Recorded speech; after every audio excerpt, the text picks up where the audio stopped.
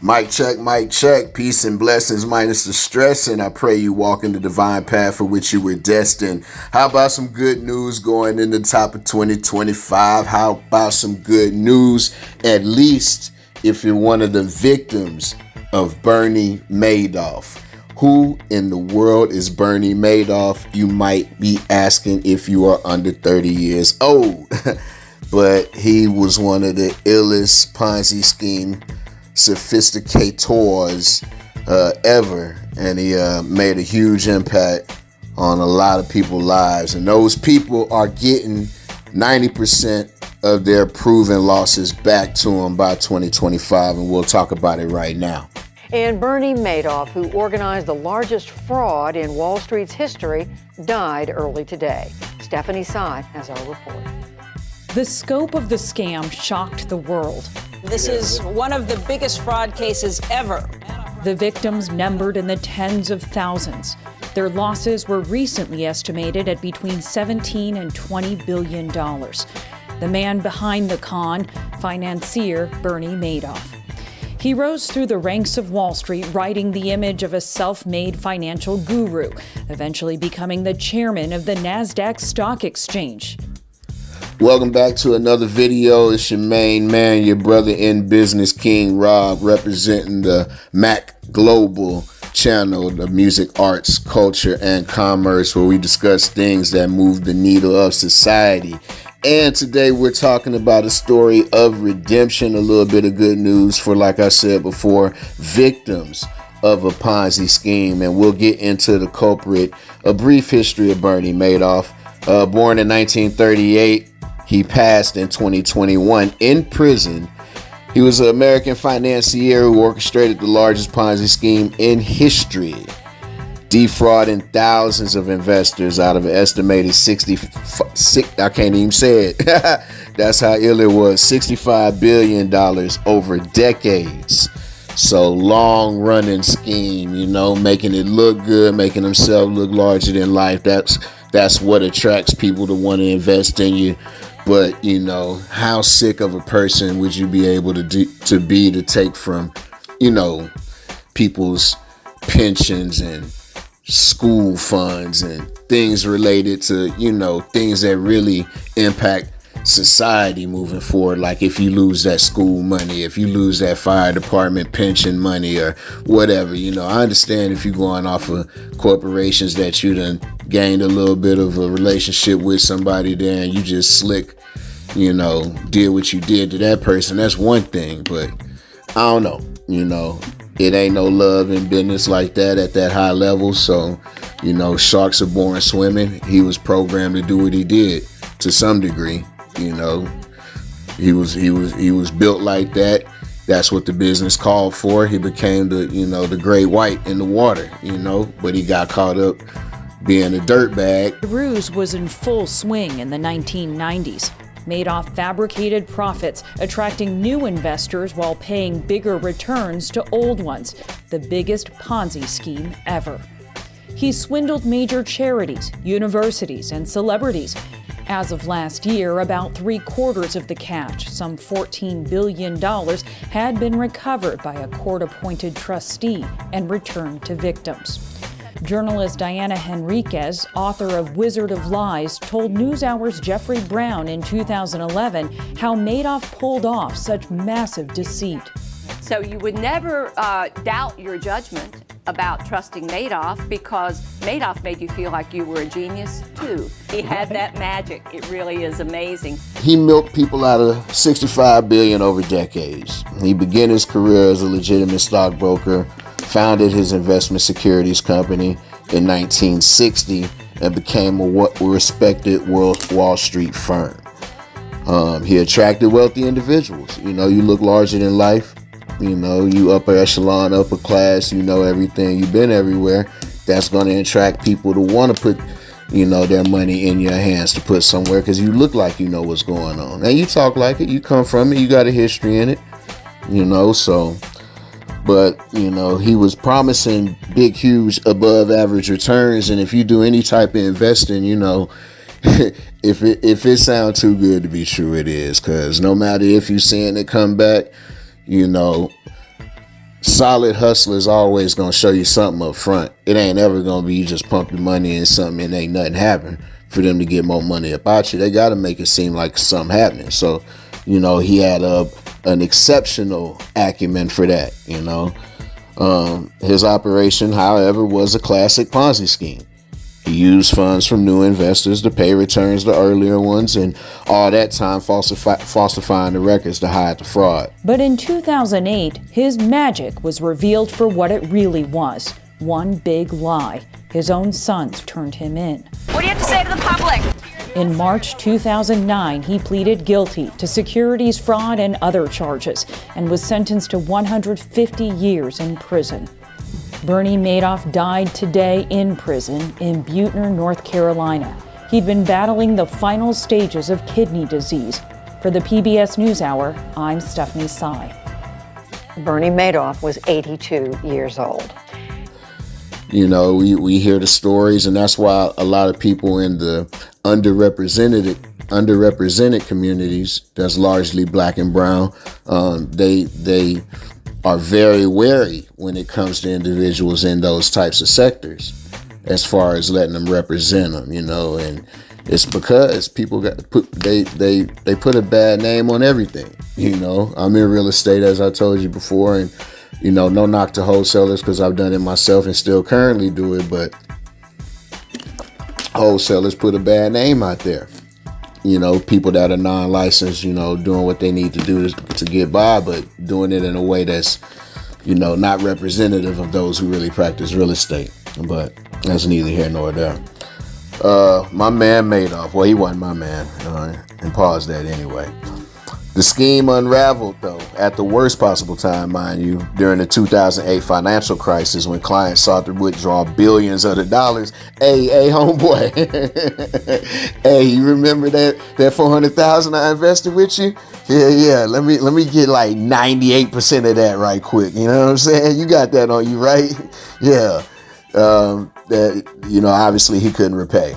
So in December 2008, he was arrested after confessing to his sons, who reported him to authorities. Hey, Pops, hey, I wasn't in that with you. Appreciate the lovely life, but you gonna have to go do life, my nigga. I'm not taking this one for you. You ain't even have to tell me, my man. Like, you could have kept that shit to yourself. But anyway, in 2009, Madoff pleaded guilty to multiple federal charges and was sentenced to 150 years in prison, 150 of them things.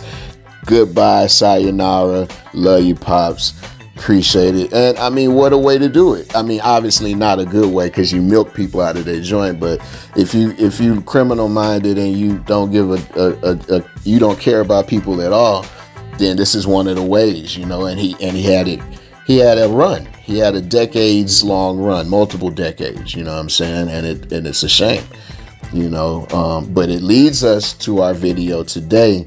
We just had to look at the devastating impact that this dude had on thousands of people. In 2009, he pled guilty to multiple federal charges, was sentenced to 150 years. And, it devastated, as I said, thousands of victims. And, it really had an impact on the financial system. And there's been a number of impacts that I've been getting into lately, mainly by hackers and crypto guys, that has really impacted the markets. And it's really interesting to see the types of things, the type of news, the type of just whatever, how flimsy things are, but within this controlled chaos of a structure. So it's kind of a poetic thing to watch when you're watching the markets, but every once in a while something like this comes and really shakes things up. And unfortunately, people lose money and they lose their livelihoods, and some of them lose their lives due to that losing any amount of money within seconds is just a harrowing feeling, just naturally. I haven't lost thousands or anything like that, but I've lost enough to feel it where it hurt. Like, because it happened so quick. You were at once, you had that buffer, you had that money, and then it disappeared. And you chose to put it where you put it, and now all of the hindsight hits. And some people, that's psychologically too much. And unfortunately, there's historical events like the Black Monday thing where people were committing suicide and all that. Like, once them finances, once that little tricky little thing, that little whoever comes out of the woodworks normally on some selfish stuff and crashes the whole thing, thousands of people lose. And it's just a crazy thing how it's a crazy effect how that is. But the breaking news is the Madoff fraud victims get $4.3 billion as the fund completes its payouts. This is breaking news as of Monday the 30th. So we're going into 2025 for these people and companies and institutions on a higher note. Enough time has elapsed to whereas whatever huge catastrophe that this man's actions created in that moment, it took all this time to remedy, and there's no telling what type of pain or struggle was had because of that. But hopefully, everybody involved gets to see this, is alive and here to see this and see their justification, not their justification, but their justice rather, in this way. But the payouts are being made by the Madoff Victim Fund. That's going to be a little over $131 million. And it's going to, total that $4.3 billion. So they've been on it. So hopefully, everybody that was a victim and was involved can at least have some type of stipend or some type of, if they struggle, whatever they get is enough to accelerate whatever they've been trying to do or had, whatever bounce back they had. Because, it's unfortunate as these things happen, as these things are, to the ones that it hurt. There's some wealthy people that it didn't really hurt. But there are a lot of people and a lot of, movements that it did hurt. So hopefully they were resilient enough and strong enough to get into that bag where they're like, you know what, we lost everything, now we got to figure it out, and be able to absorb that pain and turn it into the fuel needed. Because it's either fight or flight. It's like that. Either that shit folds you or you get your wind back. The payouts from the victim fund,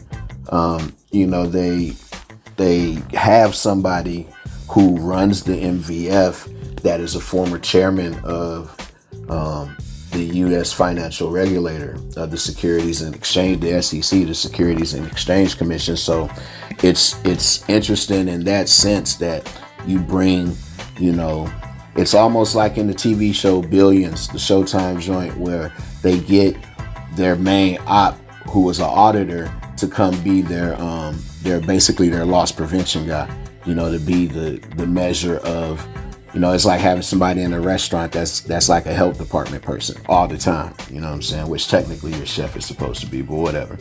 But yeah, that's how much he fucked people's lives up, that they went and got somebody who used to run the SEC, the thing that is supposed to govern, stockbrokers and firms and stuff like that, to go work for the fund that had to be created because of what this particular stockbroker did and how, crazy it was, and how, so yeah, that was just a wild contrast right there, a wild irony.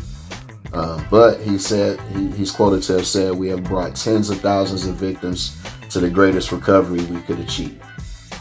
So his victims were a mixture of wealthy individuals, like I said, less well-off people and companies, both large and small, as well as schools, charities, and pension funds. So yeah, the MFV estimates it will have recovered nearly 94% of the victims' proven losses when it completes its mission in 2025. So a 6% loss of the proven loss, or 6% of the proven losses non-recoverable, is a heck of an achievement. Now, there is a caveat to that, which is who deems what are proven losses and how does that audit go and all that. So, that's a whole nother, spider's web off of this main subject. But I want to keep this about the people who recovered, and hopefully, they were able to utilize this recovery, to get back, so salute to them and their families. salute to the Madoff family who have to survive this and have had to deal with this and what their patriarch did.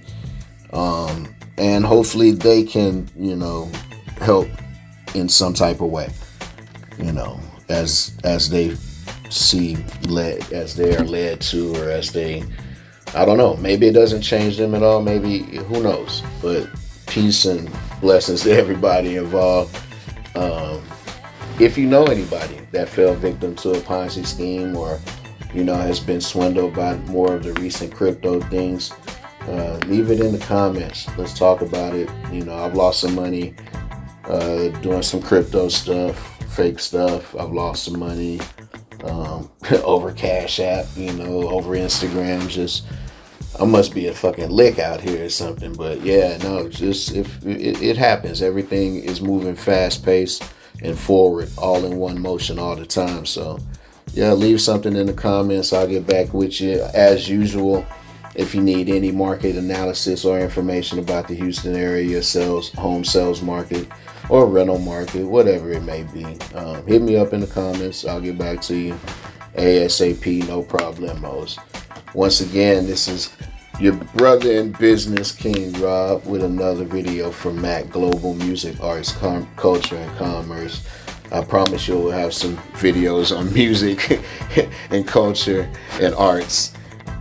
Right now, we're heavy on the commerce going into 2025. So, hey, be safe out there, y'all. Get your study up, get your health right. I'll see you on the next time. Peace. Band of the Hawk. I said I'm up early, first to hit the block. I know the hustle guys smile at me.